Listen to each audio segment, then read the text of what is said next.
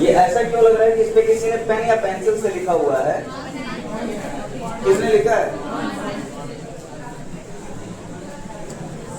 इस पेन से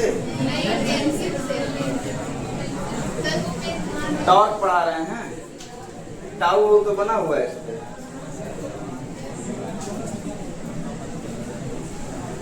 कहाँ है भाई? पूरा साफ वो हटेगा तो ना। सुनो ध्यान से, रासायनिक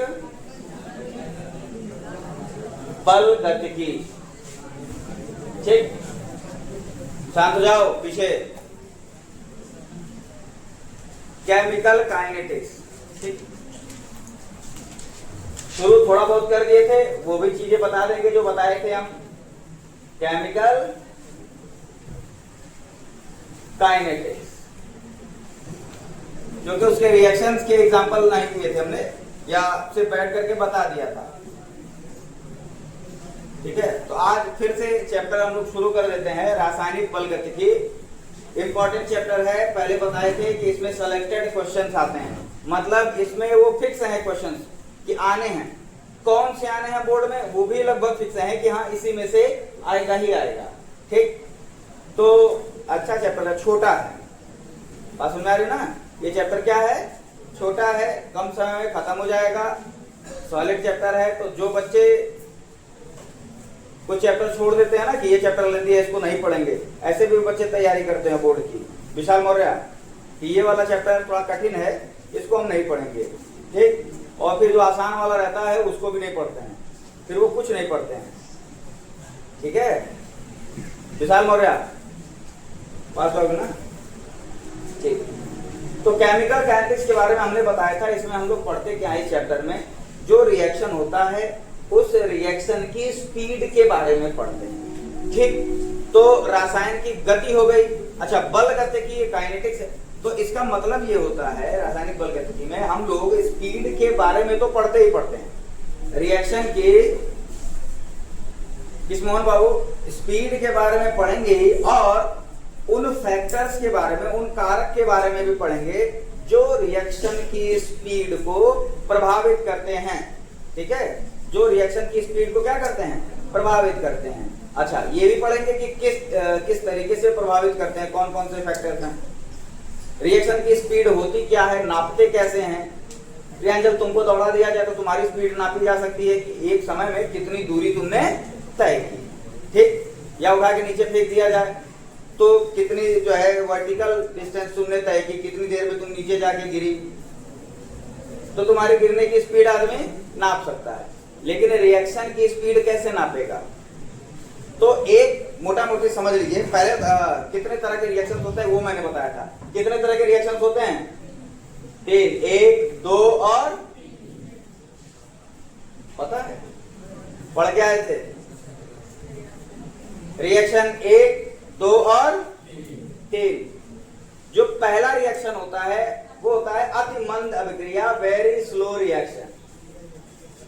अति मंद अभिक्रिया, वेरी स्लो रिएक्शन, ऐसे रिएक्शन जिनके होने में कहा जाता है बस कि इनफाइनाइट टाइम लग गया। Delta T tends to infinite. Infinite का मतलब इनफाइनाइट टाइम नहीं, बहुत ज्यादा समय लग जाता है, जो मेजरेबल नहीं होता है। हम लोग उसको नापते नहीं है। उतनी देर बैठ करके अनामिका देखोगे नहीं ना है कि रिएक्शन, जैसे मैंने बताया था ना, रस्टिंग ऑफ आयरन, आयरन लोहे पर जंग लगना, ये क्या है? बहुत स्लो प्रोसेस है। तो इस प्रोसेस की अगर स्पीड, शिवम यादव, हमें अगर मेजर करनी हो, नापनी हो, तो टाइम, स्पीड के लिए टाइम चाहिए। तो लोहे पर जंग लगने का आदमी इंतजार नहीं करेगा कि 6 महीना तक बैठे रहा जाए, देखा जाए, नापा जाए कि भैया कब जंग लगी है, कैसे। तो जो वेरी स्लो रिएक्शन होते हैं, अति मंद अभिक्रियाएं होती हैं, जिसमें delta T tends to infinite हो जाता है, उसमें स्पीड क्या हो जाएगी? 0 हो जाएगी कि नहीं हो जाएगी? जिसमें टाइम इनफाइनाइट हो जाएगा, स्पीड 0 हो जाएगी। तो उसको हम लोग केमिकल काइनेटिक्स में उसकी स्टडी हम लोग नहीं करेंगे। ठीक, फिर दूसरा आता है आपका वेरी फास्ट।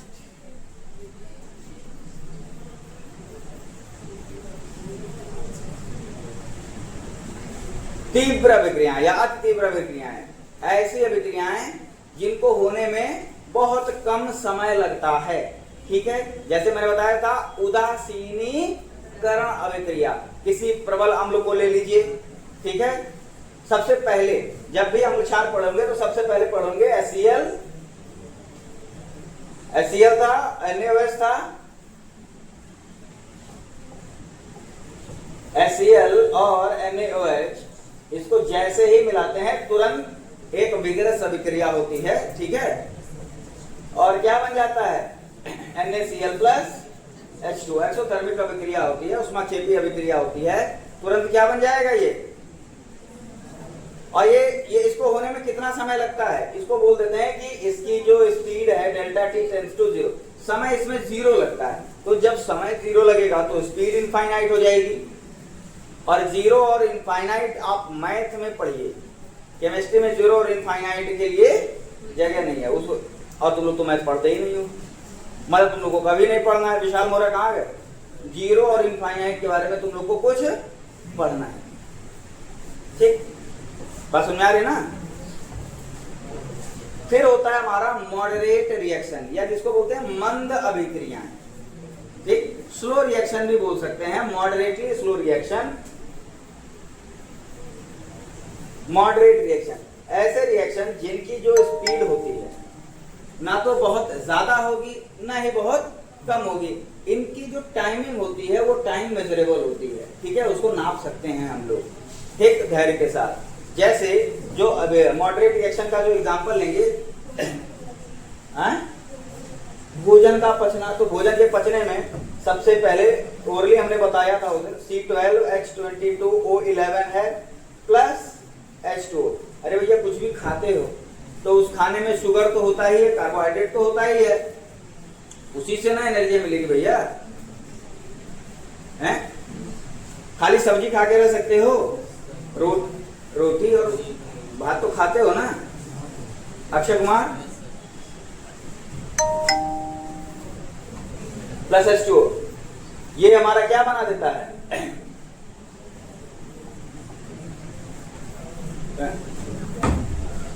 क्या बनाएगा, जब अभिक्रिया होगी तो बनेगा क्या, C6H12O6, ठीक, प्लस C6H12O6। एक एंजाइम रहता है यहाँ पर इन्वर्टेज। अभी हम लोगों को बहुत इसकी स्टडी नहीं करनी, अभी तो रिएक्शन की स्पीड की स्टडी करनी है ना। एक इन्वर्टेज नाम का एंजाइम रहता है। अच्छा, एंजाइम होते क्या है,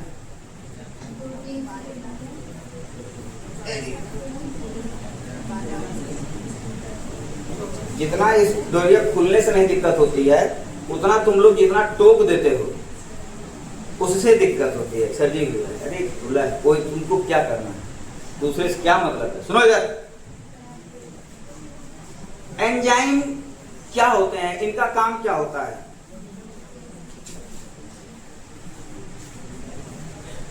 एंजाइम क्या होते हैं, इनका काम क्या होता है, कोई बताएगा, काम क्या होता है एंजाइम्स का।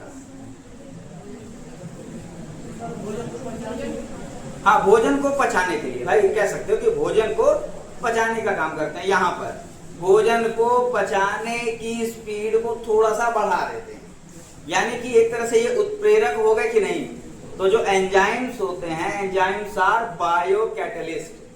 बायोकैटलिस्ट मतलब जो बायोलॉजिकल प्रोसेस हैं, जो हमारे शरीर के अंदर होने वाली प्रक्रियाएं हैं, उनकी गति को, उनकी अभिक्रियाएं जो होती हैं उनकी स्पीड को घटाने या बढ़ाने का काम कौन करता है, एंजाइम्स करते हैं। तो एंजाइम्स कुछ होते नहीं है, कैटलिस्ट होते हैं। एंजाइम्स उत्प्रेरक होते हैं। किस तरह के उत्प्रेरक, बायोकैटलिस्ट। ठीक है, जैविक उत्प्रेरक कह सकते हो। ये एंजाइम्स हमारे शरीर में होने वाली अभिक्रियाओं की गति को घटा या बढ़ा सकते हैं। बात समझ में आ रही है कि नहीं। ठीक है, ये क्लियर हो गया ना। हाँ, ये तुम्हारा रोल नंबर क्या है प्रीति, प्रीति रोल नंबर क्या है, अटेंडेंस लग रही है, डेली बोल रही हो, बैठो। तो अच्छा, एक और सवाल यहां पर उठता है, शुभम प्रताप सिंह, ये क्या है? पढ़ाई जो है पढ़ने में आ रहा है, दिख रहा है? ठीक है, तो बताओ क्या है ये?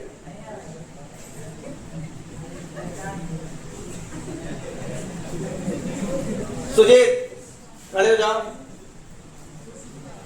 ये क्या लिखा है? मैंने पढ़ के बताना। हाँ? अब तुमसे क्या मीटर पीछे है वो, उसको दिख रहा है?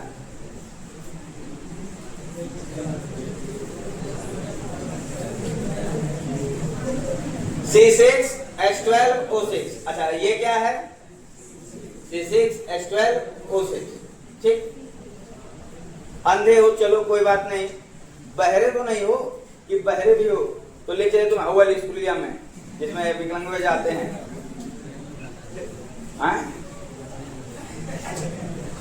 ध्यान से सुनो, C6H12O6 ये हमने दो अलग अलग दो बार क्यों लिखा है? क्योंकि ये दोनों अलग अलग हैं। एक क्या है?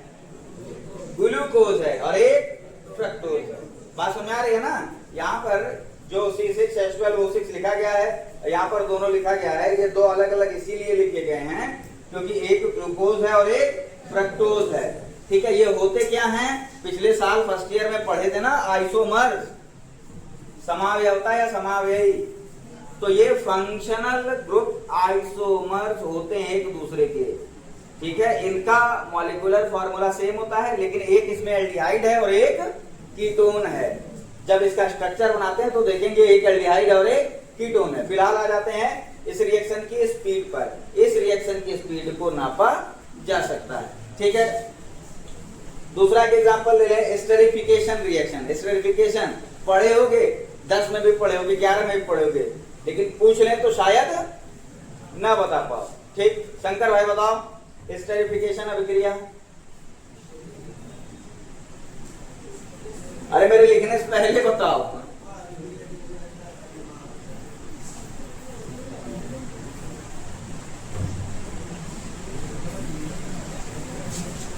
यहां पर एक कोई हम लोग एसिटिक अम्ल एक कोई कार्बोक्सिलिक अम्ल लेते हैं। किसी भी कार्बोक्सिलिक अम्ल की अभिक्रिया अगर अल्कोहल के साथ कराई जाती है, सांद्र सल्फ्यूरिक अम्ल की उपस्थिति में, सांद्र सल्फ्यूरिक अम्ल की उपस्थिति में कराई जाएगी तो क्या बनता है? एस्टर का निर्माण होता है। यही है हमारा एस्टर। ठीक है, एस्टर का निर्माण होता है। ये एस्टर होते क्या हैं?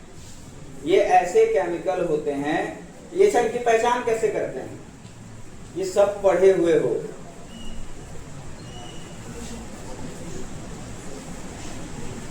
फ्रूटी स्मेल आती है इससे, एस्टर से एक अच्छी गंध आती है। फ्रूटी स्मेल का मतलब हम बताए थे तुम लोगों को। फ्रूटी स्मेल का मतलब ऐसा नहीं है कि किसी एक पर्टिकुलर फल की तरह आएगी, या आम की तरह है, चाहे जो है जामुन की तरह है। बस ऐसी थोड़ी सी खट्टी सी एक महक आती है कि जिसको सूंघने के बाद गुप्ता पूनम उमेश आपके मुंह के अंदर थोड़ा सा पानी आने लगता है। ठीक है, बस ऐसी एक स्मेल आती है। ठीक, तो बोल देते हैं कि हाँ वो एस्टर है। तो इस अभिक्रिया की गति को हम लोग नाप सकते हैं, इस अभिक्रिया गति को। तो ये सब मंद अभिक्रियाओं के क्या है? उदाहरण है। ठीक है, दुर्बल अम्ल की जितनी अभिक्रियाएं होती हैं, दुर्बल क्षारों की जितनी अभिक्रियाएं होती हैं, ये सब मंद अभिक्रियाएं होती हैं। इन अभिक्रियाओं की जो गति है उसको नापने का हम लोगों को उसका अध्ययन करना है। ठीक है, अब हम लोग चुपचाप आ जाते हैं रिएक्शन की स्पीड पर, कि जो रिएक्शन की स्पीड है, रिएक्शन की स्पीड को अभिक्रिया की दर कहा जाता है। जैसे आपकी बुकिश जो लैंग्वेज है उसमें हम लोग बोलते हैं अभिक्रिया की दर। ठीक, तो जो अभिक्रिया की दर है, रिएक्शन की स्पीड है, उसको हम लोग कितने तरीके से नाप सकते हैं? रोल नंबर 1 नालायक, जो अभिक्रिया की स्पीड है उसको कितने तरीके से नापा जा सकता है? अभिक्रिया की गति को ध्यान से सुनो। तो दो तरह की अभिक्रिया की गति होती है, अभिक्रिया की गति या अभिक्रिया की दर या रेट ऑफ रिएक्शन। तीनों चीज हम यहां पर लिख दे रहे हैं। ठीक है, यहां तक आ रहा है ना? इसमें रेट ऑफ रिएक्शन,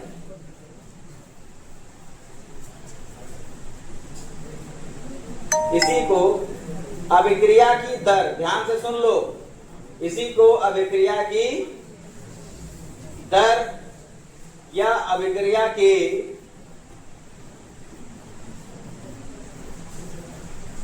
गति भी हम लोग, अच्छा हम बार बार रेट ऑफ रिएक्शन ही बोलेंगे। अब वो आपकी बुक में अभिक्रिया की दर लिखा होगा तो आप समझ जाइएगा कि अभिक्रिया की दर या अभिक्रिया की गति या रेट ऑफ रिएक्शन, ये तीनों एक ही चीज है, ठीक है। कंफ्यूज ना होना, का बोला था रेट ऑफ रिएक्शन है, अभी रिएक्शन का रेट क्या होता है, क्या रुपया किलो है, क्या है, वो वाला रेट नहीं है ये, ठीक है। ये टाइम रेट है, टाइम रेट मतलब स्पीड, ठीक। तो रेट ऑफ रिएक्शन, अभिक्रिया की गति को नापते कैसे हैं, कैसे नापा जा सकता है अभिक्रिया की गति को, ध्यान से सुनो।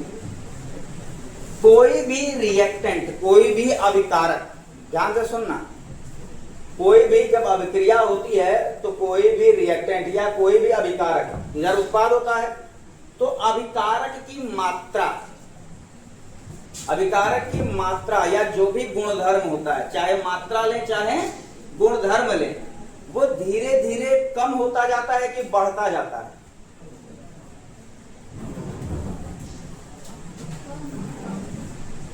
जैसे अभिकारक धीरे धीरे कम होता है कि बढ़ता है, अभिकारक धीरे धीरे कम होता जाता है और उत्पाद धीरे धीरे बढ़ता जाता है, चाहे उसकी मात्रा हो चाहे उसके गुणधर्म हो।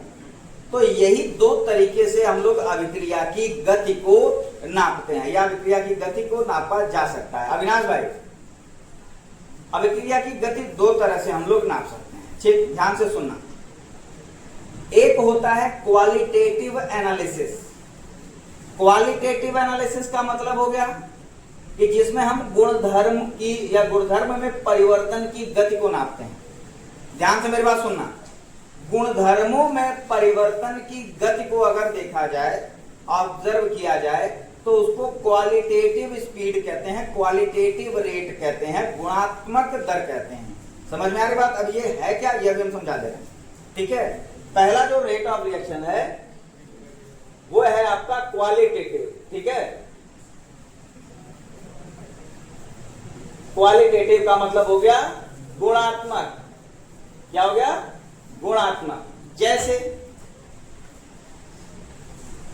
एक अभिक्रिया तुम लोगों ने बचपन में पढ़ी होगी, याद है? बचपन की बातें। आराध्या, जब क्लास 10th में रहे होगे तो विस्थापन अभिक्रिया पढ़े थे कि नहीं? उसमें एक उदाहरण है, उसी में जिंदगी बीत जाती है पूरे क्लास 10th में।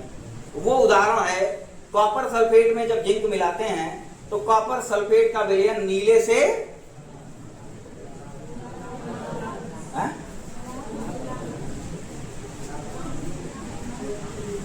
एक होता है बेकार बच्चे और एक होता है एकदम धरखड़िया बच्चे।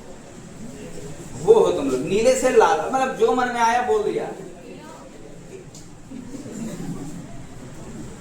कैसा हो जाता है? रंग भरी बाल्टी है, कौन सा रंग? जो तुम्हारा मन कर लो पसंद। जो मन में आ रहा है वो रंग बोलते जा रहे हैं। अरे वो रंगहीन हो जाता है कॉपर सल्फेट का विलयन। कॉपर सल्फेट का विलयन नीले रंग का रहता है। जैसे ही उसमें जिंक डालते हैं तो कॉपर सल्फेट का विलयन नीले से रंगहीन, कलरलेस हो जाता है। अजीब हाल है। नीला, हरा, पीला, बैगनी, पीच कलर, थोड़ा सा हल्का सा बैगनी रहता है, रेडिश ब्राउन, ब्राउनिश रेड। बेमतलब का जो रंग है वो उल्टा सीधा बोलते जाएंगे, ठीक। तो वो रंगहीन हो जाता है। तो वो आपने क्या किया, देखा, ऑब्जर्व किया। ध्यान से सुनना शुभम भाई। अच्छा छोड़ो, तुम्हें नहीं कह रहे, तुम्हें सुनाई नहीं दे रहा होगा। काहे हाथ काट लिए थे? अरे हो, अभी 12 पास हो जाओ, आते काट ले। तो परखनली लिए आनंद, बहुत ध्यान से सुन रहा बात, ध्यान से सुनो। दो परख नली लिए, दोनों में कॉपर सल्फेट डाल दिए।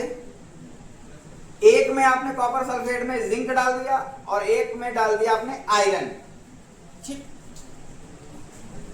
तो जिंक डालने पर जो कॉपर सल्फेट का विलयन है उसका जो रंग है वो परिवर्तित हो रहा है आपका, वो थोड़ा जल्दी परिवर्तित हो जा रहा है। आयरन डालने पर मान लीजिए कि थोड़ा देर में परिवर्तित हो रहा है। तो जिंक और कॉपर सल्फेट की अभिक्रिया की गति ज्यादा है या आयरन और कॉपर सल्फेट की अभिक्रिया की गति ज्यादा है?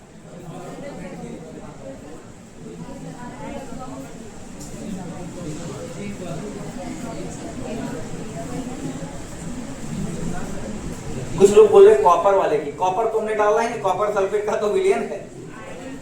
आयरन वाले की, ठीक है। तो जिंक वाले का ही अभिक्रिया की गति ज्यादा है क्योंकि उसमें रंग में परिवर्तन जल्दी हो रहा है। गांजा फूक के आओगे तो यही है। साफ साफ मैं बोल रहा हूं कि आप जिंक लिए और कॉपर सल्फेट लिए, इसका विलयन में, इसके रंग में जो परिवर्तन है वो थोड़ा सा तेजी से हो रहा है। और वहीं अगर आयरन और कॉपर सल्फेट का विलयन लिए तो इसमें जो रंग में परिवर्तन है जो ऑब्जर्व कर रहे हैं वो क्या हो रहा है? थोड़ा धीरे धीरे हो रहा है रंग में परिवर्तन। 5 सेकंड में हुआ तो रिएक्शन की स्पीड, कौन से रिएक्शन की स्पीड ज्यादा हुई? जिंक और कॉपर सल्फेट की ना। तो काहे आयरन आयरन कर रहे थे? कौन बोला है? कोई तो बोला है। हाँ, यही है गद्दारी। शिवम भाई, जिंक देख, ऊपर देख तो लो, देख तक नहीं रहे, ऊपर सब ऊपर देख रही हैं। यही मुड़िया नीचे की है तो यही लात मारी होगी, पक्का है। अटेंडेंस रजिस्टर बराबर है नालायक।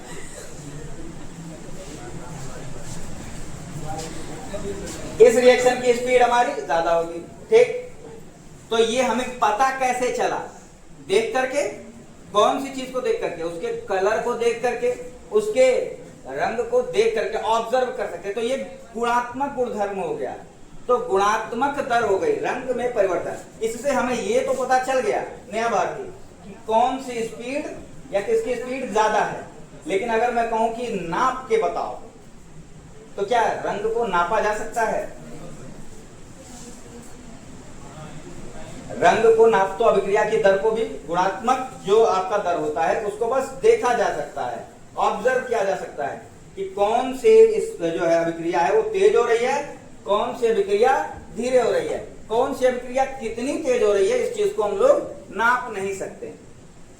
जैसे अगर हम बात करें रंजीत और आदिदेव की, तो इनके बहुत सारे गुणधर्म हैं। एक गुणधर्म है इनका, एक प्रॉपर्टी है कि ये इन लोग की लंबाई, ठीक।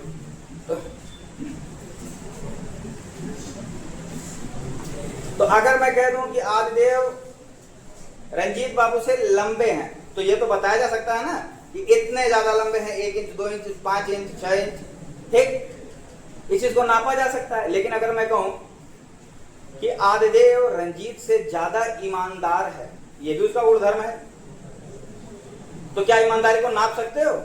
नहीं। तो ये दोनों, एक तो हो गया आपका गुणात्मक गुणधर्म और एक हो गया मात्रात्मक। जो नेक्स्ट है आपका वो क्या है? क्वांटिटेटिव। क्वांटिटेटिव, मात्रात्मक।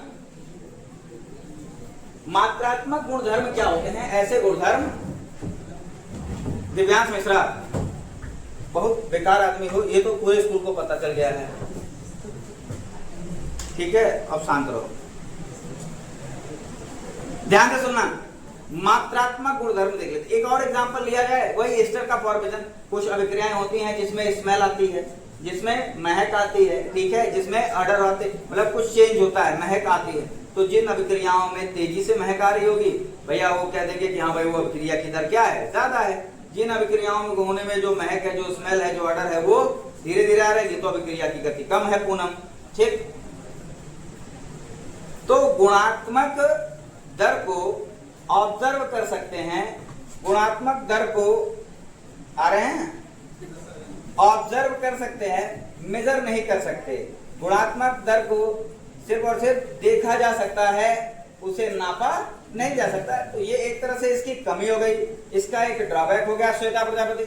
ठीक है, तो इसलिए अब आया मात्रात्मक गुणधर्म। मात्रात्मक गुणधर्म क्या होता है? मात्रा और क्या वही होती है।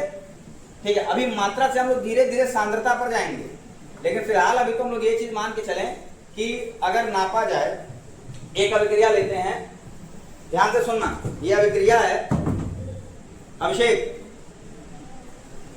5 किलो रिएक्टेंट लेके बैठ गए तुम, 5 किलो विकारक लेकर के बैठ गए, अभिक्रिया हो रही है। 2 सेकंड बाद, ध्यान से बात सुनना, 2 सेकंड बाद ये जो अभिकारक है ये धीरे धीरे कम होगा, 1 किलो बचा। 2 सेकंड बाद वो 4 किलो जो है ये बन गया, ये बना, उत्पादक बना। 1 सेकंड का 4 किलो अभिक्रिया कर लिया। कितने सेकंड में 4 किलो ने अभिक्रिया की? 2 सेकंड में। तो अभिक्रिया की गति क्या हो जाएगी? 4 किलो 2 सेकंड में अभिक्रिया कर रहा है, तो 2 किलो प्रति सेकंड, ध्यान से सुनना, 2 किलोग्राम प्रति सेकंड की दर से जो अभिकारक है वो उत्पाद में परिवर्तित हो रहा है कि नहीं? मतलब 1 सेकंड में कितना अभिकारक उत्पाद बन गया? 2 किलो। समझ में आया कि नहीं शिवम यादव? समझ में आया ना?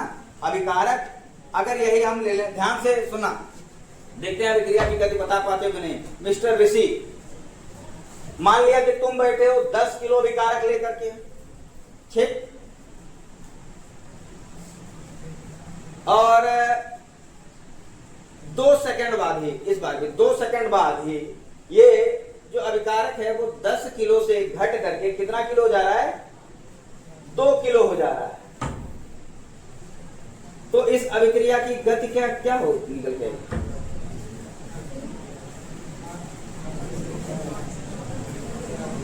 2 सेकंड बाद वो क्या हो जा रहा है? 8 किलो हो जा रहा है। 2 सेकंड बाद, सॉरी 2 सेकंड बाद वो 2 किलो हो जा रहा है। तो अभिक्रिया की गति कौन बताएगा? हाथ उठाओ, लिप्सिंग ना करो।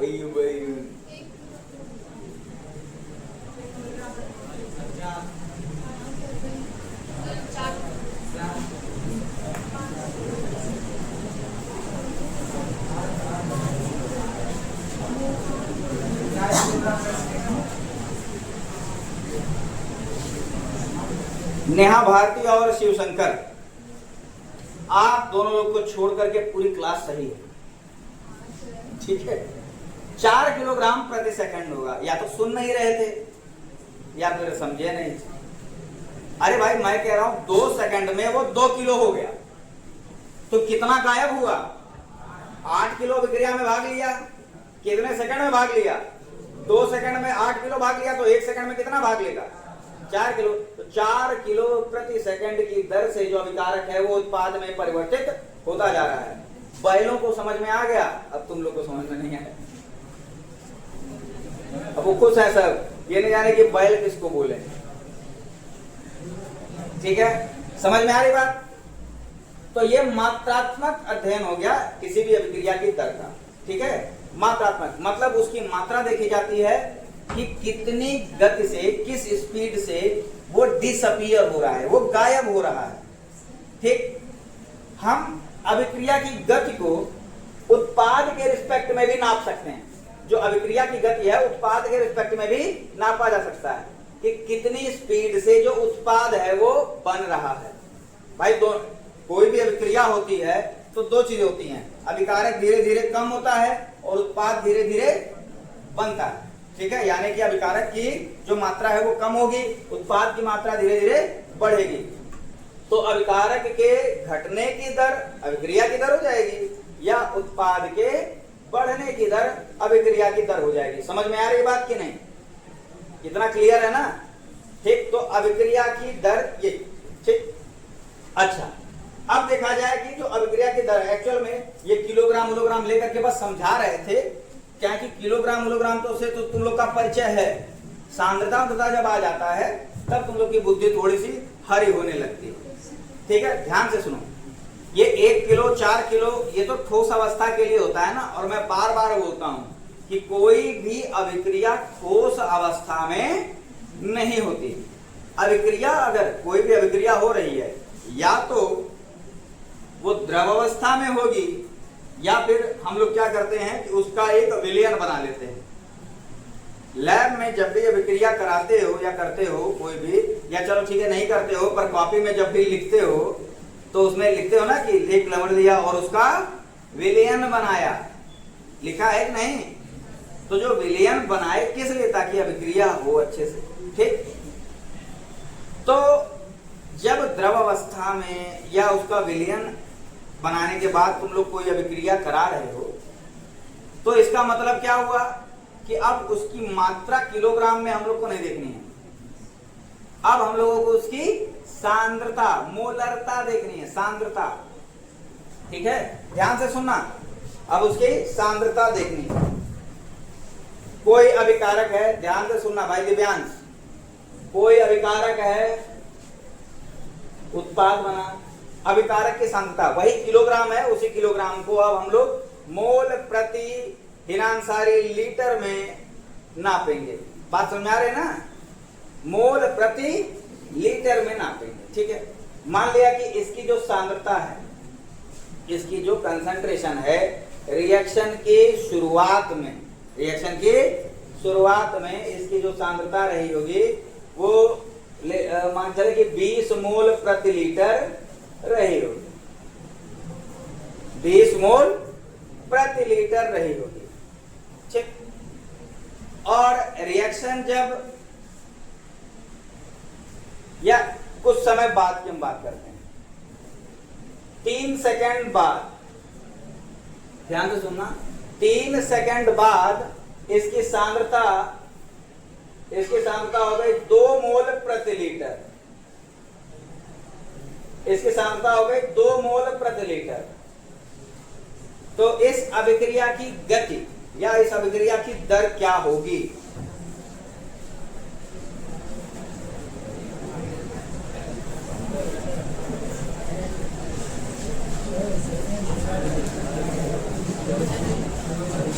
शिवम भाई दिमाग लगा रहे हो तुम, सोच तो रहे हो।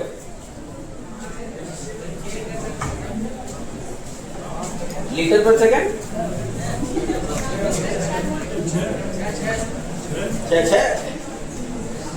6 मोल प्रति लीटर प्रति सेकंड, ठीक। अरे भाई देखो 3 सेकंड में कितना कम हुआ है? 18 3 सेकंड में कम हुआ है, कितना आ जाएगा? 6 मोल प्रति लीटर प्रति सेकंड। अरे भैया ये हो गया मोल प्रति लीटर और ये हो गया सेकंड। यूनिट पर हम लोग कल डिस्कशन करेंगे, कल इस पर और चर्चा करेंगे। फिलहाल जो अभिक्रिया की दर होती है वो चीज समझ में आ गया? अच्छा सुनो, 1 से 2 मिनट और लगेगा। जो रेट ऑफ रिएक्शन है उसको लिखते कैसे हैं, अब ध्यान से सुनो। तुम लोगों ने फिजिक्स में इस डेल्टा को तो देखा ही होगा। इस डेल्टा का मतलब क्या होता है? इस डेल्टा का मतलब परिवर्तन, फाइनल माइनस इनिशियल। बात समझ आ रही कि नहीं? Final minus initial. इसमें फाइनल कितना है? 2, इनिशियल कितना है? 20। डेल्टा का मतलब क्या हो गया? डिफरेंस। डेल्टा का मतलब दोनों में अंतर, यानी कि घटा देंगे, सब्ट्रैक्ट कर देंगे, 2 में से 20 जाएगा, -18 बचेगा। तो यहां पर लिख क्या सकते हैं? डेल्टा आर अपॉन कितना समय लगा? Delta T. Delta R upon delta T क्या लिखा जा सकता है? अच्छा अभी एक चीज ध्यान दिया होगा तुम लोगों ने, मैंने बोला कि 2 में से 20 को घटाएंगे तो -18 बचेगा, ठीक। ये माइनस साइन क्यों आया? और माइनस साइन हर बार आएगा, कल इस पर पूरा डिस्कशन होगा। यहाँ पर माइनस साइन जरूर लगा देना, माइनस साइन छोड़ दोगे तो माइनस में नंबर मिल जाएगा, 0 भी नहीं मिलेगा, ठीक है। तो माइनस साइन हमें छोड़ना नहीं है। अब माइनस साइन क्या इंडिकेट करता है, क्या बताता है, ये हम बता देना, ठीक। माइनस साइन, ये नेगेटिव साइन बता क्या रहा है? ये बता रहा है कि जो अभिकारक की मात्रा है वो धीरे धीरे कम हो रही है, तभी ना फाइनल माइनस इनिशियल करने पर नेगेटिव साइन आएगा प्रतिभा। बात समझ आ रही कि नहीं? तो ये ऋणात्मक चिन्ह क्या बताता है, ये बताता है कि जो अभिकारक की सांद्रता है, अभिकारक की सांद्रता धीरे धीरे कम हो रही है। ठीक है, माइनस साइन यही इंडिकेट करता है। तो अब रेट ऑफ रिएक्शन और अभिक्रिया की दर होती क्या है, delta R upon delta T. इसका मतलब क्या हो गया कि अभिकारक की सांद्रता में परिवर्तन बटे लगने वाला समय। बात समझा रहे ना? इसका मतलब यही हो गया कि अभिकारक की सांद्रता में आशुतोष शुक्ला परिवर्तन, बुला नहीं ना, बस ऐसे ही बोले। ठीक है, अभिकारक की सांद्रता में परिवर्तन बटे अभिक्रिया में जितना समय लगा। ठीक है, तो ये अभिक्रिया की दर हो गई। अब इसके आगे हम लोग कल चलेंगे। ठीक है, आ जाना सब लोग रेगुलर।